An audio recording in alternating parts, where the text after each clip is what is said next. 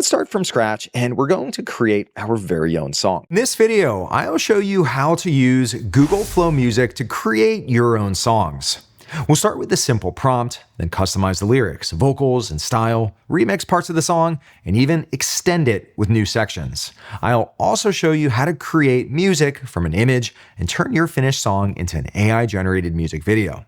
By the end, you'll know how to create and customize your own music from start to finish. I'm Kevin, and let's dive in. To get started, head to the following website. You'll find a link right here at the bottom of the screen. In the top left, click Login and then sign in with your Google account. Once you've signed in, you'll land in a new session in the Flow Music workspace. At the top in the center, you'll see the prompt box, or what they call the producer.